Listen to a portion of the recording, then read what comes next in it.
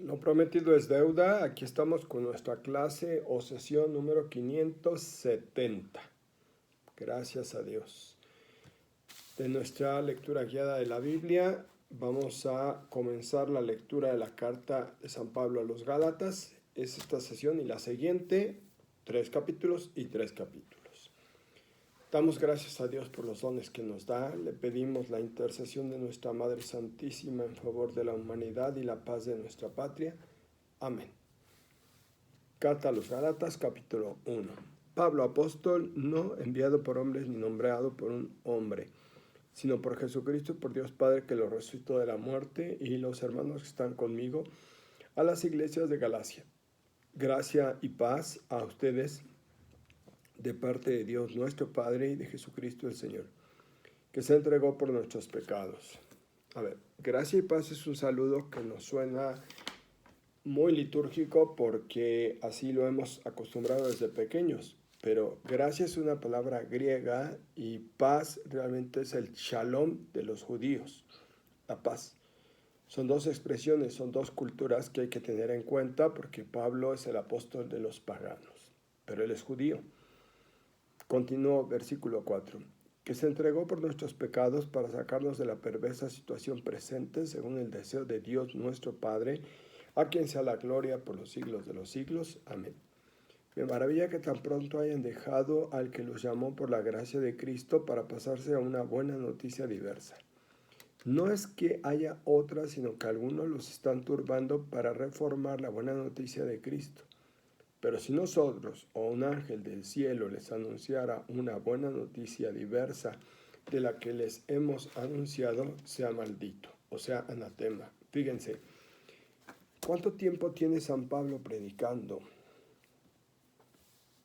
Poco.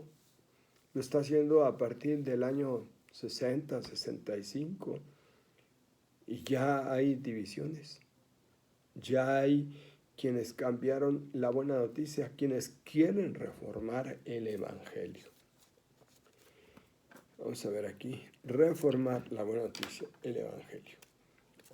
Versículo 9, como ya se lo he dicho y ahora se lo repito, si alguien les anuncia una buena noticia diversa de lo que recibieron, sea maldito.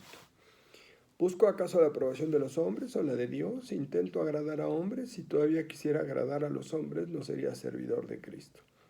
Les hago saber, hermanos, que la buena noticia que les anuncié no es de origen humano.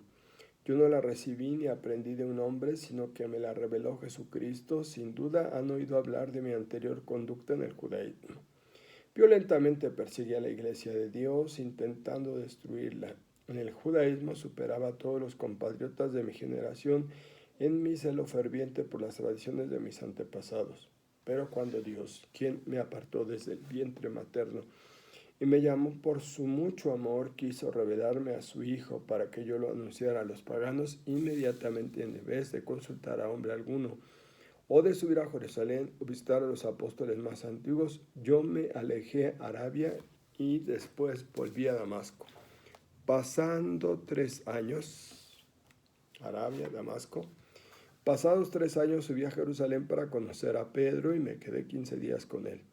De los otros apóstoles no vi más que a Santiago, el pariente del Señor. Pedro, y luego tenemos a Santiago. Por aquellos que a veces dicen, perdón que meta este comercialito, que Lucas, que venía con Pablo, conoce a la Virgen María y de ella escribe muchas cosas que ningún otro. Muy probable que no, Dice Pablo que vino a Jerusalén y no vio ningún otro apóstol más que a Santiago, el pariente del Señor. En esto que les escribo, Dios es testigo que no miento. Más tarde me dirigí a la región de Siria y de Cilicia. Las iglesias cristianas de Judea no me conocían personalmente. Solo habían oído contar el que antes nos perseguía, ahora anuncia la buena noticia de la fe que en otro tiempo intentaba destruir y por mi causa daban gloria a Dios. Capítulo 2. Pasados 14 años subí de nuevo a Jerusalén. A ver, ahora. Recibió Pablo.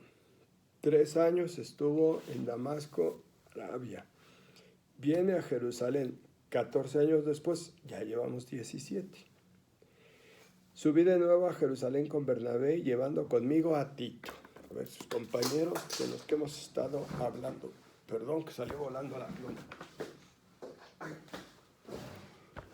Entonces, Bernabé, Tito. Subí siguiendo una revelación en privado, expuse a los más respetables la buena noticia que predicaba a los paganos. No sea que estuviera trabajando, hubiese trabajado inútilmente, pero ni siquiera a mi compañero Tito, que era griego, lo obligaron a circuncidarse.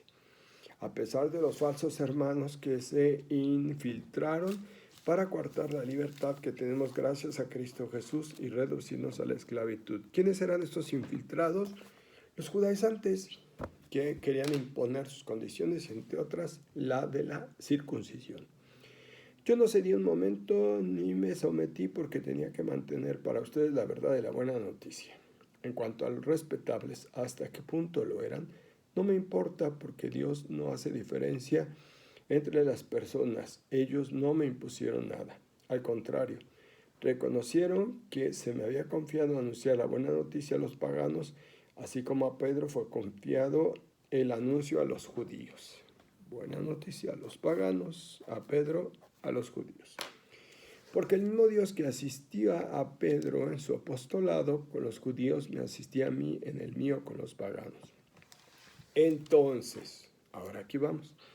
Santiago, Cefas y Juan, considerados los pilares, reconociendo el don que se me había hecho, nos estrecharon la mano a mí y a Bernabé en señal de comunión, para que nosotros nos ocupáramos de los paganos y ellos de los judíos. Solo pidieron que nos acordáramos de los pobres, cosa que siempre he tratado de cumplir. Esto, por favor, siempre se acordáramos de los pobres, no lo olvides, tenerlo muy presente porque constantemente estamos oyendo esto. Recuerden en Corintio, la colecta para ayudar a los pobres y específicamente de Jerusalén.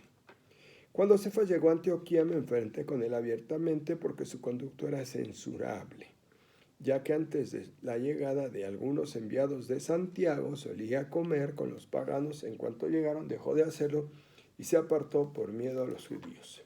Los otros judíos cristianos se pusieron a disimular como él hasta el punto que incluso Bernabé se dejó arrastrar a la simulación.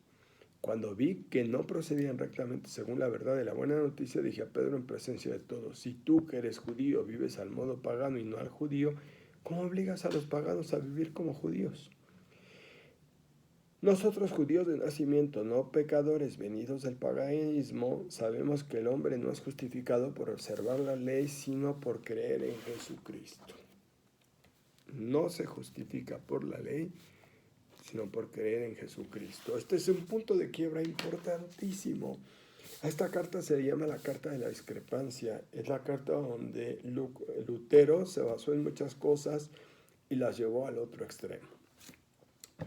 Continuamos. Nosotros hemos creído en Cristo Jesús para ser justificados por la fe en Cristo y no por cumplir la ley, porque por cumplir la ley nadie será justificado. Ahora bien, si los que buscamos en Cristo nuestra justificación resulta que también somos pecadores, ¿será entonces Cristo un agente del pecado? De ningún modo, porque si me pongo a reconstruir lo que había destruido, muestro que soy transgresor, porque por medio de la ley ha muerto la ley para vivir para Dios. He quedado crucificado con Cristo y ya no vivo yo, sino Cristo que vive en mí. Cristo que vive en mí, por la fe, no por la ley. Y mientras vivo en carne mortal, vivo de la fe en el Hijo de Dios que me amó y se entregó por mí. Esta expresión es de las más hermosas. Me amó y se entregó por mí. No anulo la gracia de Dios, porque si la justicia se alcanzara por la ley, Cristo habría muerto inútilmente. Capítulo 3. Gálatas insensatos, ¿quién los ha seducido a ustedes, ante quienes fue presentada la imagen de Jesucristo crucificado? Una cosa quiero que me expliquen: ¿han recibido el Espíritu por cumplir la ley o por haber escuchado con fe? Tan insensatos son que, habiendo empezado con el Espíritu, han acabado en el instinto. ¿Han experimentado en vano cosas tan importantes? Imposible que haya sido en vano aquel que les da el Espíritu y hace milagros por medio de ustedes. Lo hace porque cumple la ley o porque creen en la predicación.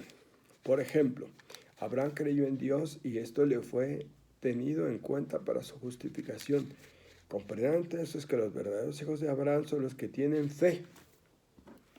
Nuestro Padre en la fe, diremos después, sobre todo el texto a los hebreos.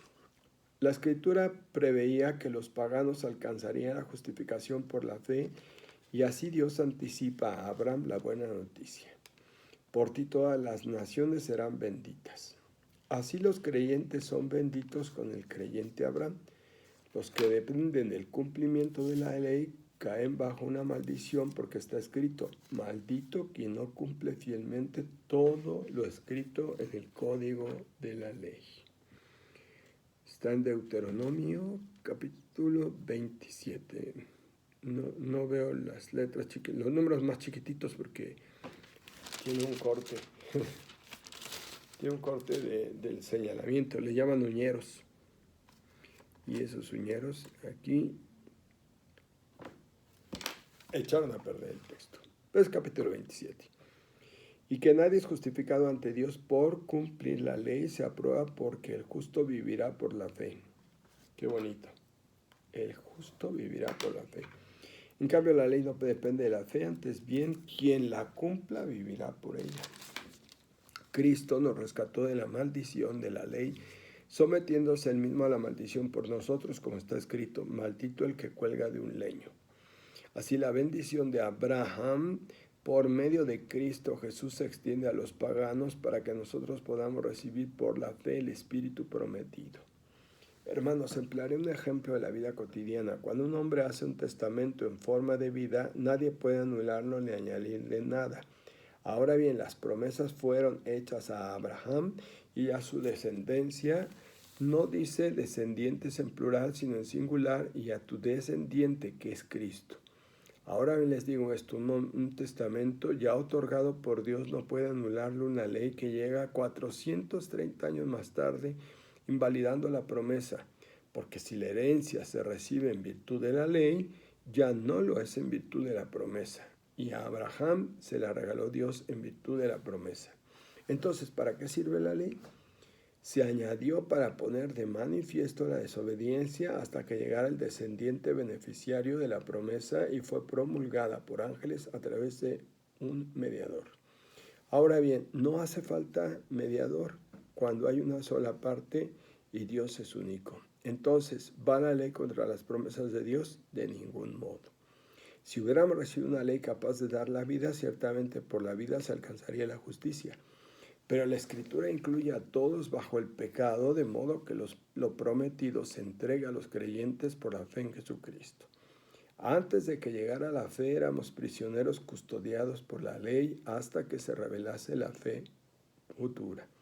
De modo que la ley era nuestro guía hasta que viniera Cristo y fuéramos justificados por la fe. Pero al llegar la fe ya no dependemos del guía.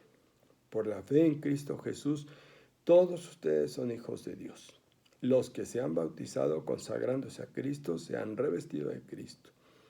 Ya no se distinguen judío y griego, esclavo y libre, revestidos de Cristo por el bautismo. Porque todos ustedes son uno en Cristo Jesús, y si ustedes pertenecen a Cristo, son descendencia de Abraham, herederos de la promesa. Palabra de Dios. Pues ya estamos aquí con el texto a los Gálatas y en la siguiente sesión terminamos. Bien, bendecidos sean.